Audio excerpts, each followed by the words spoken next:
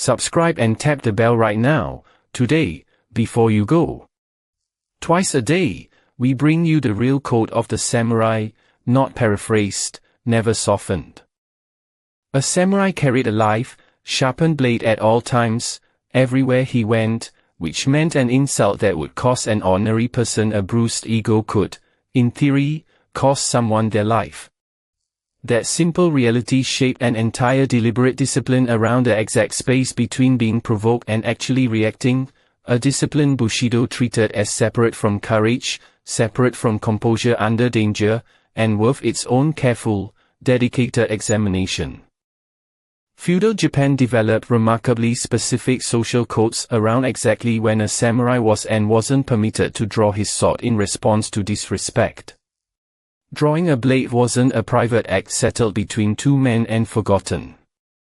It carried legal and social consequences that could follow a warrior's entire household, the same principle that ended Asano Naganori's life in the story of the 47 Rōnin, a single moment of drawn steel inside Edo Castle, provoked by real and repeated humiliation, still cost him everything regardless of how justified the anger actually was. That single, well-documented historical fact tells you something genuinely important about how seriously Bushido treated the gap between feeling provoked and actually acting on it. Even a samurai with every reasonable justification for his anger was still held completely accountable for what he did with it. This is the actual mechanics of self-control that Bushido demanded, stripped of any abstraction, a mandatory pause between the emotional charge of being provoked and whatever action follows it. Not suppression of the anger itself. Nitobe never describes Bushido as asking a warrior to stop feeling anything. What it asked for was a warrior who could feel the full force of an insult and still choose his next move deliberately, rather than letting the emotional charge itself make the decision on his behalf. That distinction between feeling and acting is the entire discipline, and it's considerably harder to practice than either pure suppression or unfiltered venting, both of which are easier because they skip the actual work of pausing in between. Miyamoto Musashi's approach to Ganryūjima demonstrates this pause used as a weapon rather than simply as a defense. He deliberately provoked Sasaki Kojiro through his calculated lateness, fully aware that a furious opponent makes worse decisions than a composed one. What made Musashi dangerous wasn't only that he could withstand provocation aimed at himself, it's that he understood exactly how provocation operates and could apply that same pressure to someone else while remaining entirely unaffected by it in return. A warrior who has mastered the gap between feeling and reacting in his own mind can recognize, and exploit, the absence of that same mastery in an opponent who hasn't done the work. There's a specific failure mode Bushido was especially alert to, worth naming directly: reacting instantly to protect your pride in the moment, at the cost of a much larger goal that actually mattered more. Ōishi Kurenosuke, leading the 47 Rōnin, endured 2 years of public contempt specifically because he understood that reacting to protect his immediate reputation would have destroyed his actual objective. Every insult he absorbed without response was a test of exactly this discipline. The pause between provocation and reaction stretched not across a few seconds, but across 2 entire years, without ever once breaking. This is why self-control sits last in Nitobe's list of virtues rather than first, even though it might seem like the most fundamental one. It isn't the foundation the other virtues are built on. Rectitude holds that position. Self-control is closer to the gatekeeper standing between every other virtue and its actual expression in the world. A samurai could possess rectitude, courage, benevolence, and honor in full measure and still fail publicly and completely if his reaction to a single provocation outran his judgment about what those virtues actually demanded him to do next.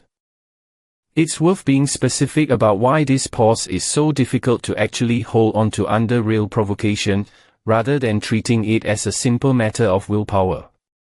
An insult, a threat, or a genuine injustice triggers a response that happens faster than deliberate thought. The body reacts before the reasoning mind has fully caught up to what's actually happening. Bushido's training methods, The same repetitive drilling and control exposure to discomfort we've covered in earlier videos were partly designed to address exactly this timing problem. The goal wasn't to think faster in the moment of provocation. It was to have already rehearsed the pause itself so many times, under progressively more difficult conditions, that holding it became close to automatic rather than something requiring effortful concentration. In the one moment, concentration is hardest to summon.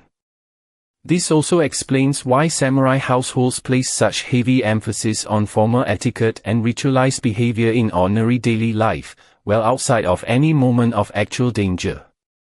Bowing correctly, observing precise forms of address, following exact protocols for even minor social interactions, all of this function as constant, low-stakes practice at exactly the disciplined self-control demanded in its highest stakes form. A samurai who had spent years holding careful, deliberate control over small, ritualized gestures in completely safe conditions had already built the underlying muscle that mattered enormously more once real provocation, with real consequences attached, actually arrived. Applied practically, the discipline worth building is small and specific. Lengthen, deliberately, the gap between feeling a reaction rise and acting on it, even by a few seconds at first. Notice the provocation, let the emotional charge exist fully without immediately translating it into words or action, and only then decide, using the same reasoned judgment rectitude demands, what response the situation actually calls for. That gap is where every version of samurai discipline we've covered across this channel actually lives. Everything else, from rectitude to courage to honor, only gets expressed correctly once that pause has already done its work. It's worth adding one honest caveat here, because Bushido itself never claimed this discipline made a warrior immune to failure. Historical accounts of samurai life include plenty of documented cases where a warrior's temper genuinely got the better of him, with real and sometimes fatal consequences. The code describes an ideal to train toward, not a guarantee that every samurai who studied it actually achieved it consistently.